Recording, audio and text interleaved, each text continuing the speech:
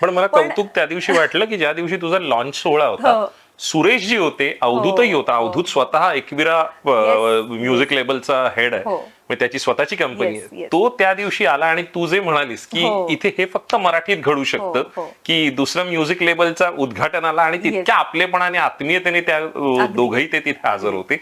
आणि सुरेशजींनी स्वतः माझ्यावर मला गायची इच्छा आहे तुझ्या लेवलसाठी हे म्हणणं म्हणजे खूपच मोठा आशीर्वाद होता.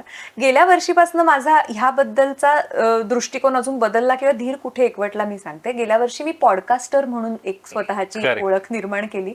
सावनी म्युझिक पॉडकास्ट हा माझा पॉडकास्ट युट्यूबवर प्रसिद्ध झाला आणि जवळजवळ 30हून अधिक एपिसोड्स त्याचे आहेत, 30हून अधिक कलाकार, ज्याच्यामध्ये अगदी सुरेशजींसारखी मोठी मंडळी आहेत, अगदी ते अगदी रोहित राऊत सारखे अपकमिंग नाही म्हणणार मी, एस्टॅब्लिश्ड, नव्याने एस्टॅब्लिश्ड असे कलाकार आहेत. सो इतक्या सगळ्या कलाकारांना वाईड रेंज जवळनं अनुभवता आलं, त्यांचे विचार ऐकता आले आणि असं वाटलं की ह्या सगळ्या मागे सगळ्यांचा एकच हेतू आहे, आपलं संगीत आता पुढे घेऊन जायचंय.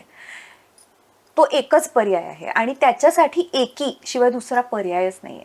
म्हणजे आता आपण बघतो की आम्ही सुद्धा प्रत्येक कलाकार, कोणाचं नवीन गाणं आलं ना, चित्रपटाचं नाही, स्वतःचं ओरिजिनल आम्ही आवर्जून मेसेज करतो, ह्यातलं काय आवडलं काय नाही आवडलं हे एकमेकांना कळवतो, कारण हेच आता लॅकिंग आहे. आपण फक्त असं नाही म्हणू शकत की हा अरे गाणी ऐकत नाहीत, फिल्म्स पोचत नाहीत. अरे पण आपण काय करतोय? आपण करायला पाहिजे ना काहीतरी. आपलीही तितकीच जबाबदारी आहे की तुम्ही आधी एकमेकांमध्ये एकी दाखवा, तर लोक तुमच्या कामापर्यंत पोचतील. सो हा प्रयत्न आम्ही नक्कीच सगळे कलाकार करतोय